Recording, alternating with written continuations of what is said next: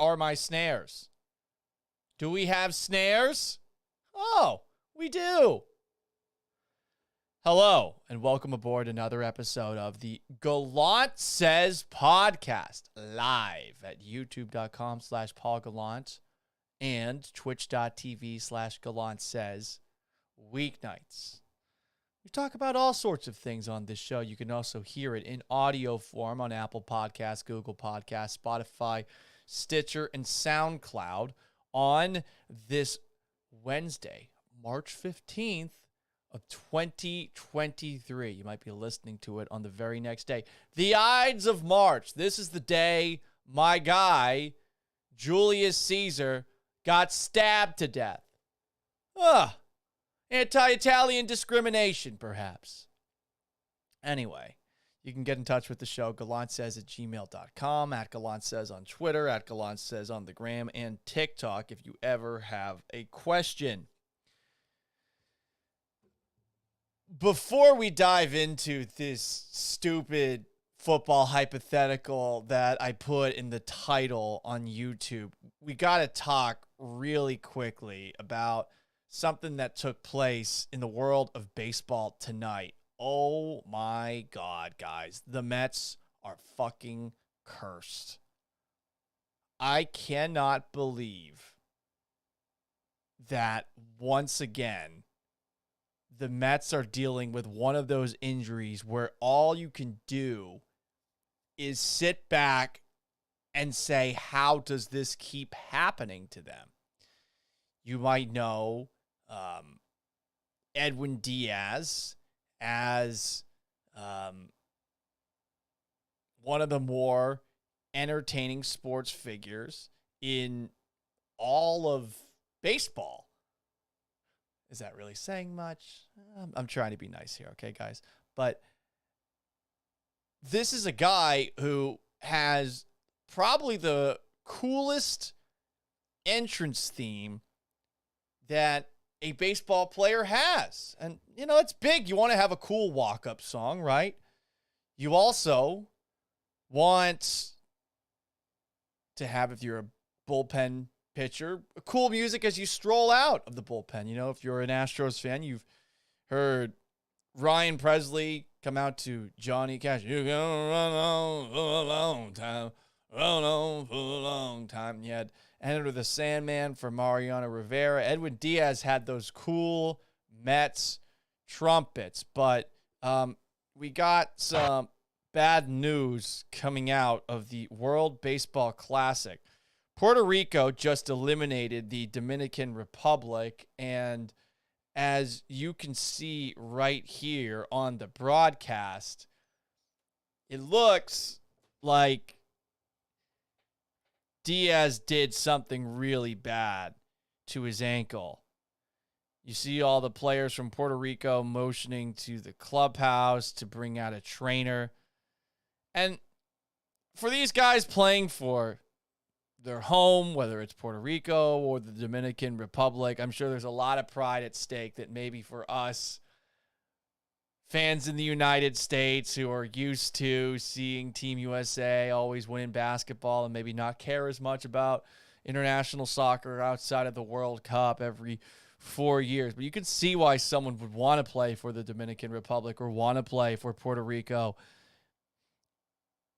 But then look at the reactions right here of all of these players after Diaz got injured, I guess celebrating. And I'm showing the feed from Fox. Everyone looks horrified. And they haven't shown what the hell happened to Diaz. I feel awful. I feel awful for Mets fans. Never thought I would say that. Here's the replay of it. He comes out. He's jumping around. I'm trying to see where it happened.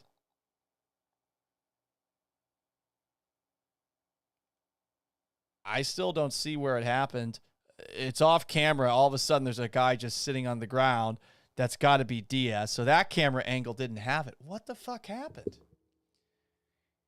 It's Chewy713 asks, what's the deal? The deal is the Astros all need to be pulled out of the World Baseball Classic right away. And I know they got a lot of players in the Dominican Republic who I guess just got eliminated tonight. Oh, it's everyone just jumping around in a circle.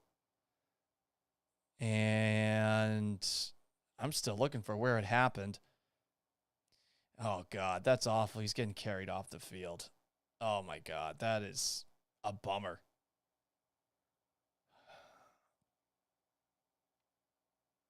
Yep, hobbling off. No weight on his right foot. Oh, man, that is just absolutely brutal. There's Martin Maldonado leading him back in. Can we get Maldonado back? Can we get everybody on the Houston Astros back? Kyle Tucker with the United States team. Ryan Presley with the United States team. Jose Altuve with Venezuela. I don't know if Venezuela's been eliminated because honestly, I haven't been following the World Baseball Classic, but man, this is an absolute bummer. It's Chewy713 asks at twitch.tv/Gallant says, I'm wondering who decided to have the World Baseball Classic in the middle of spring training. It is a great question. Anyway, we started off with a little baseball. This happened just a couple of minutes ago. I wanted to see and react in real time to what happened. That just sucks. I feel bad for him. And the Mets, I don't know how you as a Mets fan can feel good about anything going forward.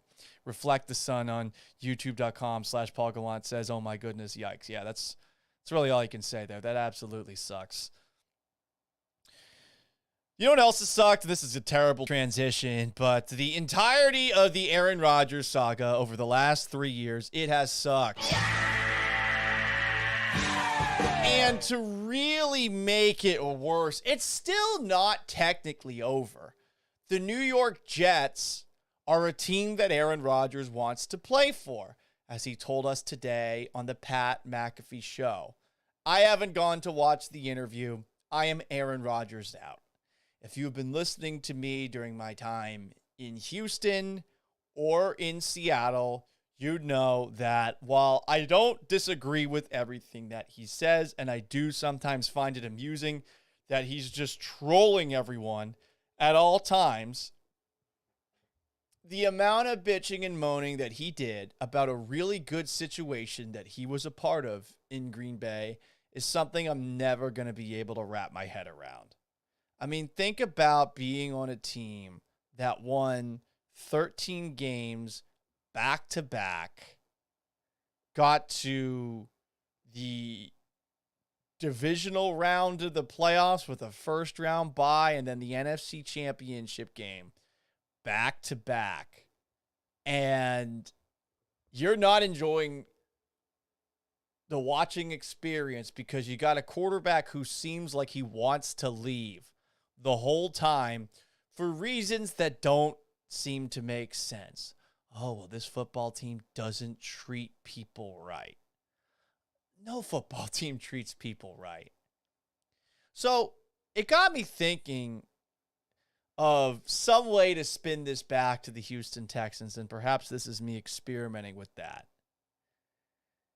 You can only pick one, and maybe if you're a Seahawks fan too, you can think about the last couple of years of the Russell Wilson experience, where there were rumors that he wanted to leave. Maybe you didn't believe them. You didn't think he would go as hard as he needed to get out of town, but he eventually did leave, forcing a trade to the Denver Broncos. But between these two situations, you can, as a sports fan, re-experience Deshaun Watson asking out of Houston and being accused of all the sexual misconduct, essentially.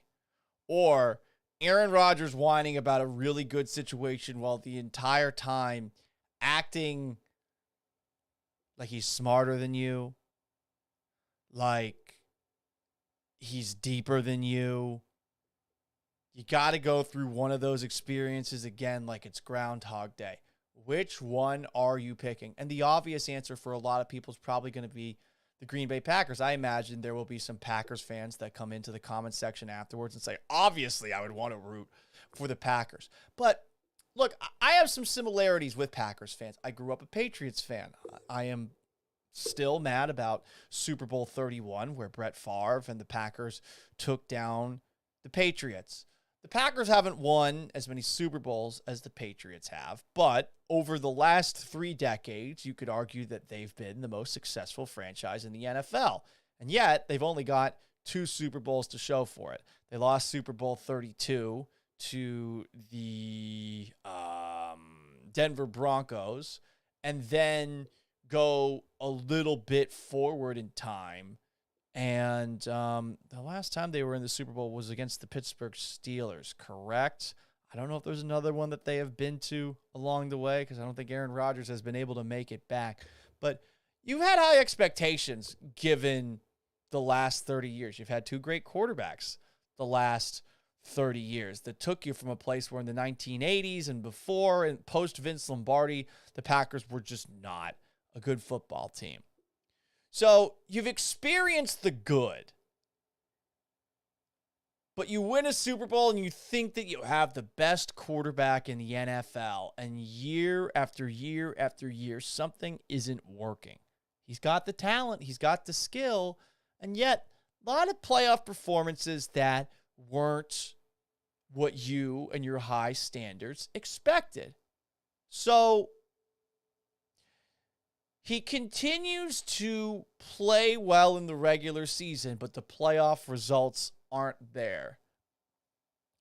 Where do you find yourself as a sports fan? Do you think that this is good? Do you enjoy it every single year? Eventually, you're just naturally going to get tired of a team that, yes, is successful. And yeah, that means you're taking things for granted. But I don't have a problem with people who take sports success for granted. I know I have as a Patriots fan.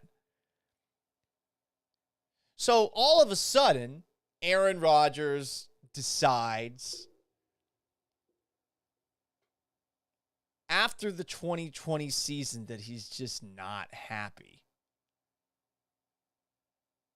And you're like, wait, why? And you're trying to figure out what it is that you can do to keep him around. And you're not sure if he's going to try and force his way out of town. You're not sure if he's going to show up. You're not sure if he's going to retire. There has been this repetitive song and dance with Aaron Rodgers, plus disappointing playoff finishes, where the Packers, I think, at least in that NFC Championship game against the Bucs, that sequence where Brady threw 3 straight interceptions. There's a strong argument to be made they should have won that game. So you're getting close, you keep losing, and the quarterback keeps bitching and moaning. You turn on the guy. At some point, you're not going to like him the same way. And I think we are now at a point where Packers fans can't wait to get rid of Aaron Rodgers. And I don't blame them. I don't blame them at all, just given the way things have gone the last couple of years and just the air that he carries himself with. And on the outside looking in, I have been very amused at how Rodgers seems to be outwardly trolling everyone that he possibly can. But if I were doing a sports talk show in Green Bay every single day, even with Rodgers giving me free content ranging from vaccine takes to ayahuasca retreats, I would get fucking sick of it eventually. I would lose my mind. You compare it to what happened the last couple of years of the Deshaun Watson era in Houston. He asks out, you're like, wait a second, what? Why are you asking out? We just gave you an extension. Then the sexual misconduct stuff comes out. But there was one thing that maybe made it easier for Houston Texans fans. It's that you could check out. And it's that Deshaun Watson kept a extremely low profile for basically a full calendar year. You didn't hear from him. You didn't even hear any new stories about him. You just heard new allegations against him, and you were disgusted by all of them. And it probably sucked listening to people like me, amateur lawyers, reading through legal documents and accusations and acting like we knew what was going on. We really didn't. We just knew that it was holy shit bad, that all the things that Deshaun Watson was alleged to have done. But I think after a while, the sports fans of the Houston Texans, the sports fans of the Houston Texans, weird way to say it. I think Houston Texans fans eventually just said, fuck it, I'm out. And there's a sweet release that comes with a team that absolutely sucks. You can just check out. You don't have to pay attention to it every single day. And that's why, in a way, I feel like Packers fans should be envious of Texans fans, just given the way that their quarterback broke up with them. Because that's what happened. That's what happened with Watson in Houston. I stand on my innocence. Someday I'll tell my side of the story, sure. And with Aaron Rodgers, if you're a fan of him, it's got to be hard. Like, what are you telling yourself to make excuses for him? Because you know he's still good. He had a busted thumb this year. Is he still great? I suppose that's up for debate. But would you rather go through the last couple of years of Aaron Rodgers where you know you're not winning a Super Bowl, and yeah, you're doing pretty well in the NFC North, you're getting close, and for the most part, on a week-to-week basis, you've got a competent product. Would you want to go through it with the expectations that you have as a Packers fan, the high standards? Would you want to go through all that shit again, Groundhog Day style? Or would you rather be someone in Houston following the Texans, the quarterback asks out, the franchise craters, and just say, you know what, I got no reason to be invested. I could just walk away. And I think a lot of people in Houston were able to do that. So I actually feel like from a sports fan perspective, if you're giving me this Sophie's choice where I got to pick to be a sports fan of the Houston Texans or the Green Bay Packers as the quarterback broke up with those two respective franchises, I feel like Houston Texans fans had it better because there wasn't a lot of stakes. And there wasn't a fear when Deshaun Watson asked out, at least as much as had what you had in Green Bay, that you are blowing some massive opportunity to potentially add another Lombardi trophy. Some comments here. Reflect the Sun with a couple at youtube.com/Paul Gallant. The era of the overpaid franchise quarterback outside of Brady ruins a team's chance to win it all. Well, I think Patrick Mahomes would argue otherwise, but perhaps he, like Brady, is the exception. And I know a lot of people are of the belief you gotta win a Super Bowl while your quarterback's on a rookie deal. Okay, maybe. But I don't think that's a one-size-fits-all take. I think every single circumstance is a little bit different. Another comment from Reflect the Sun at youtube.com/Paul Gallant. Russell Wilson went full on Aaron Rodgers in his last 2 years in Seattle too. Oh, I fucking remember. I thought that was bad. But I was thankful that at the very least, with Russell Wilson, everything was sneaky. If I were a Seahawks fan, I could have lied to myself and said, nah, this is just the media playing me. And I know a lot of people did it. A lot of people did it. I remember when I was doing the show with Danny, we'd have John Clayton on every single morning at 7:15, and John Clayton acted like there was nothing going on. And it was frustrating because we felt like there's got to be something going on. But it's John Clayton telling you that nothing's going on. R.I.P. to that man. And I remember we getting back and forths over it, and he would just roll his eyes whenever we would start asking him questions about it. But then he ended up getting traded. And you're like, wait a second. So maybe there was something to this. With Rodgers, it's been out in the open the whole time because Rodgers just doesn't give a fuck. And I think he likes being a shit stirrer.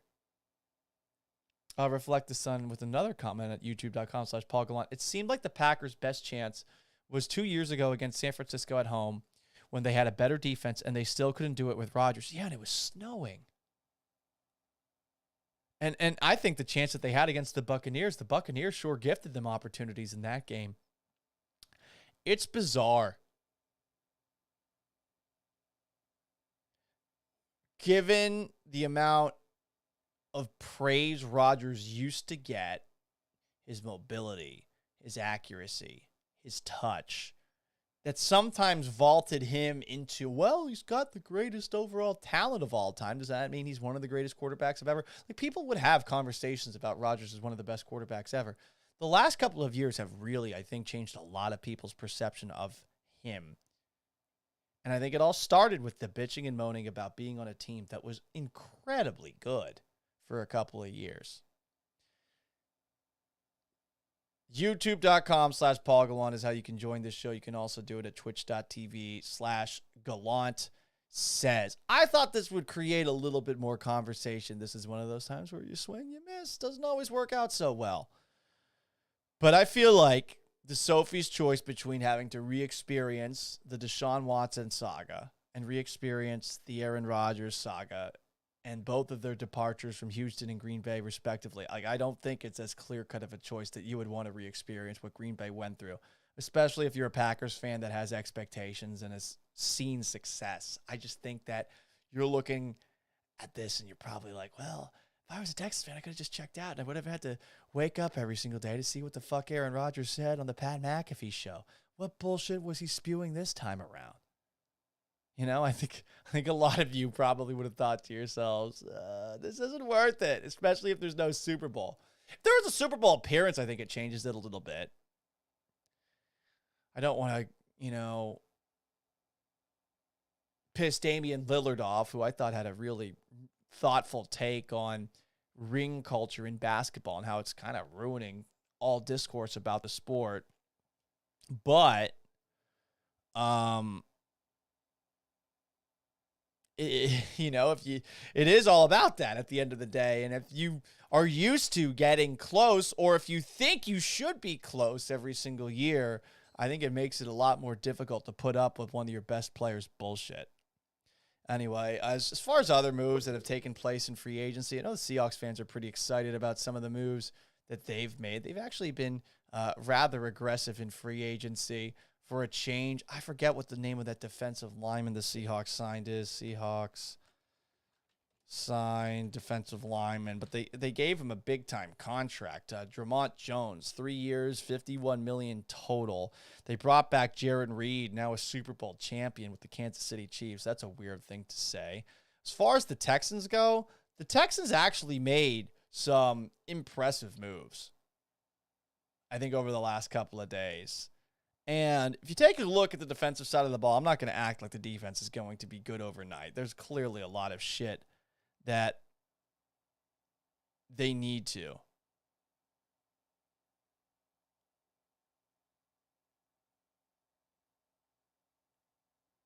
You add to Jalen Petrie, Derek Stingley Jr., who you hope will be better,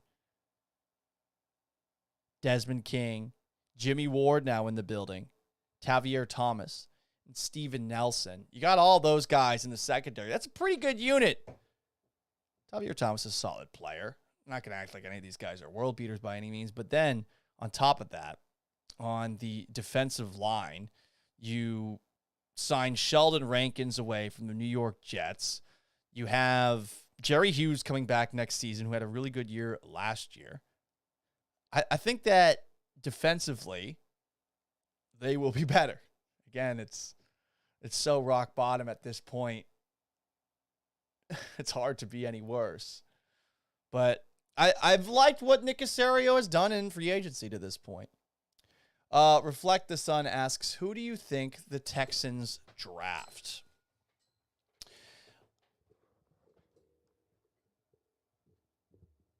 It sounds like, and I have this up on my YouTube channel, youtube.com/Paul Gallant. I did an interview with a guy from the Carolinas, ESPN Upstate, named Mark Ryan, who used to work with me in Houston. And he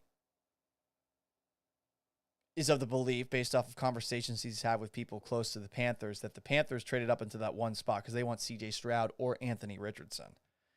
And that David Tepper, who is the owner of the team, who wanted them to draft Bryce Young, is losing, I guess, the power battle, or is being talked down from wanting to get Bryce Young, because I think Frank Reich wants a guy with size.